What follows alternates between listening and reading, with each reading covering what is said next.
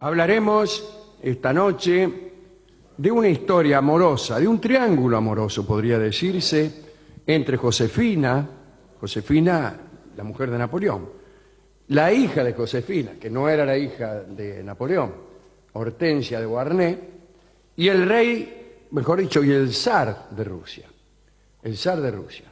Me caigo en el zar de Rusia, solía decir mi padre, para hacer conocer su disgusto. Sí. Bien, vamos a ubicarnos en Francia en 1814. Como ya sabemos, después de la caída de Napoleón, el rey en Francia fue Luis XVIII. Pero la verdad es que, según parece, el verdadero rey francés era el zar Alejandro I de Rusia, porque era el hombre más poderoso del continente. Era el jefe del ejército más grande, aunque dicen también que el peor disciplinado. Y según nuestro historiador, el zar Alejandro se hacía el intelectual. ¿Cómo uno se hace el intelectual? Y como todos, ¿no?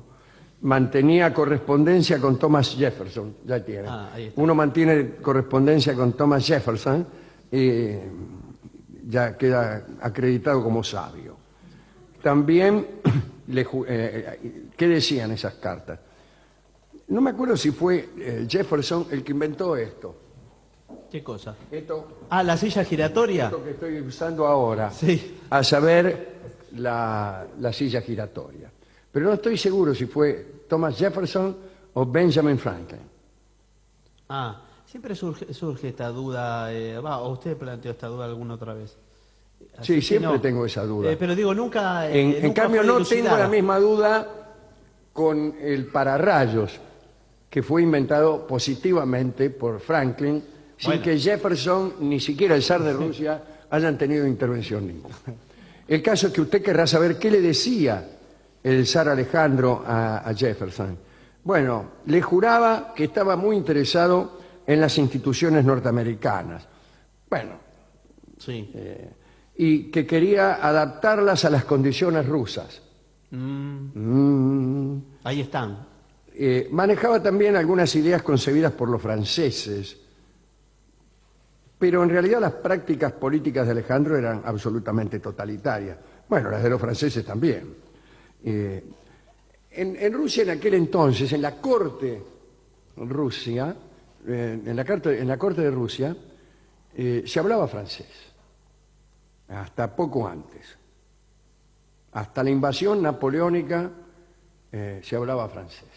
Después es probable que algunos vientos nacionalistas hayan empezado a soplar, pero la corte tenía por costumbre hablar francés para darse aires de vinculado, ¿no?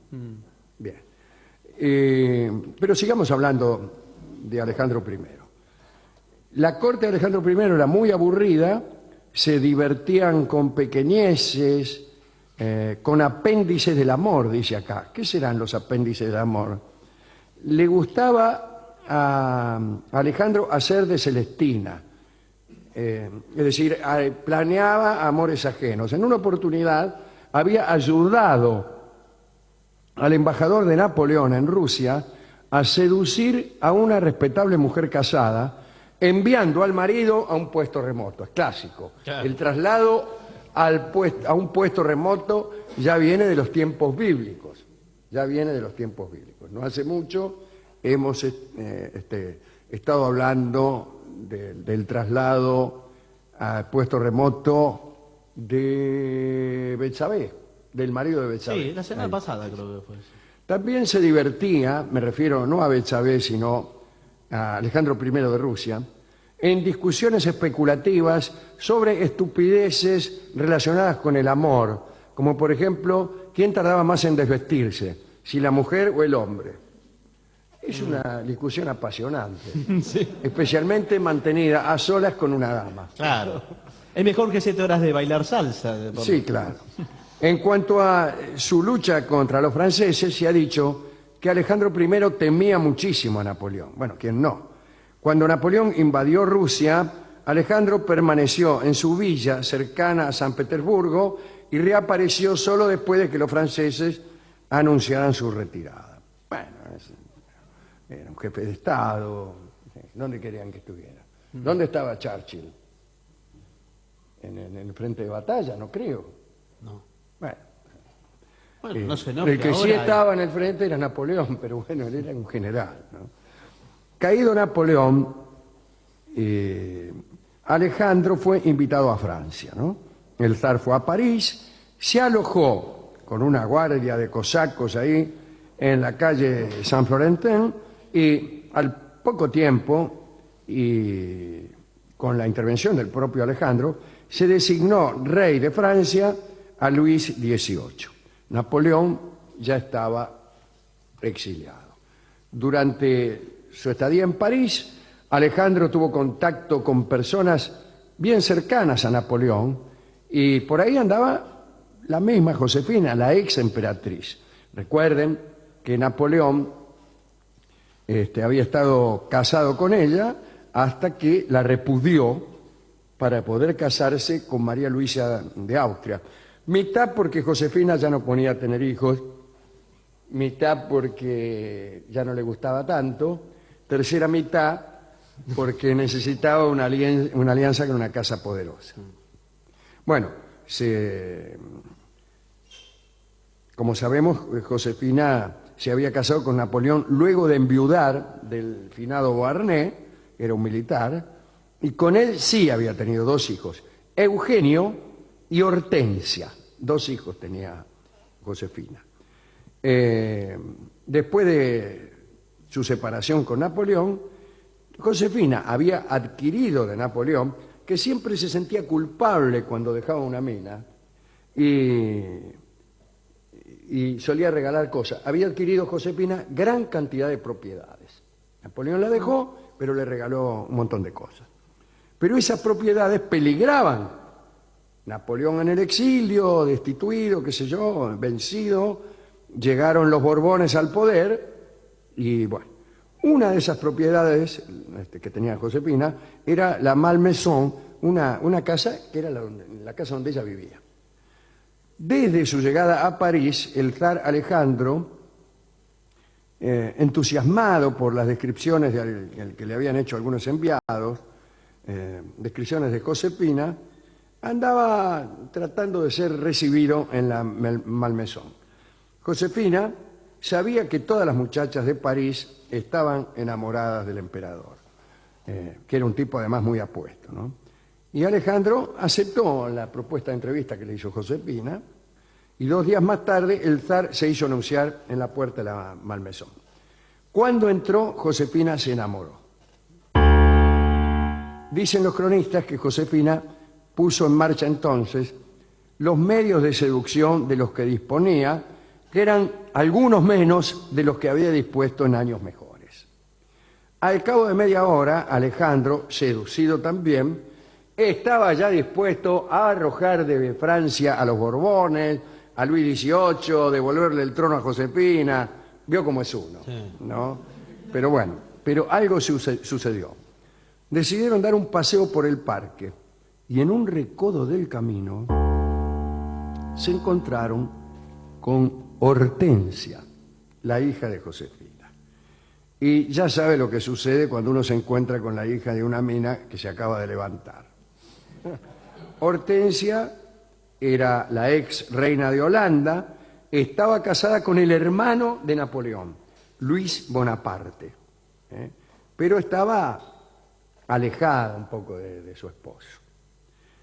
El zar Alejandro la vio a Hortensia y sintió que su deseo cambiaba de rumbo, como suele ocurrir en algunos bailongos. Muchos aseguran que en lo sucesivo los paseos entre el zar y Hortensia terminaban en una habitación discreta, pero no hay pruebas de eso en verdad. Solo se han conocido unas cartas que por su tono revelaban una gran intimidad, pero no dispongo yo de esas cartas ahora. Sea como fuere, el emperador Alejandro, completamente deslumbrado por Hortensia, usó su poder para que la familia obtuviera un trato de favor. Y el resultado dejó estupefactos a los realistas. Josefina no solo conservó sus riquezas, sino que además Hortensia vio su dominio convertido en ducado y obtuvo una pensión anual millonaria. Para festejar tal éxito, Hortensia invitó a su mamá, a su hermano Eugenio y al zar a una fiesta. Pero a todo esto Josefina no sabía nada de que Hortensia salía a pasear con el zar. El día de la fiesta, por otro lado, Luis XVIII, el nuevo rey de Francia, celebraba un juicio religioso, no debe ser un juicio, un oficio religioso en memoria de su hermano Luis XVI, el tipo a quien guillotinaron, ¿no? Debían asistir todos los príncipes que se habían aliado contra Napoleón. Con enorme escándalo de la corte, Alejandro de Rusia no fue a ese oficio y en cambio fue al bailongo que hacían Hortensia y su familia. Así que los Borbones estallaban de furia. Pero aquello que parecía absurdo, es decir, que el mismo zar que había creado la Santa Alianza contra Napoleón, ayudara a los amigos de Bonaparte, pronto terminó. Después de aquel baile, Hortensia propuso un paseo en coche. Y rápidamente arrancaron ella y el zar, ¿no? Y hacía frío. Y Josefina vio que salían y dijo, ay, espérenme, espérenme. Y calculó que si iba a buscar un saquito, la iban a dejar de haraca. Y los corrió así como estaba, vestida de cuerpito gentil. Y bueno, el paseo duró 2 horas. Josefina temblaba bajo las tenues gasas de su vestido. Se pescó una angina infecciosa y murió un mes más tarde, a los 51 años de edad. Tras haber recibido los últimos sacramentos, la criolla, recuérdese que había nacido en América, ¿no? Pronunció el nombre de Napoleón y expiró. Era el año 1814. Alejandro I, espantado por todo lo que había sucedido, dio por terminada su visita a París y se volvió a Rusia y reinó muchos años. Hortensia no lo vio nunca más y tuvo con Luis Bonaparte, aquel marido, aquel hermano de Napoleón, con el cual estaba casada y del cual estaba un poquitín separada, un hijo. Quizá lo tuvo con Luis, pero quizá no. Y ese hijo que tuvo fue nada menos que Napoleón III, el después emperador de Francia, en los años 1848, y que terminó su reinado cuando Francia fue derrotada por Prusia en la guerra franco-prusiana de 1870. Y esta es la historia de los amores de Alejandro, el zar, y Josefina primero, y Hortensia después, como todo terminó por una angina infecciosa. Eso es para que vean la importancia que tiene un médico.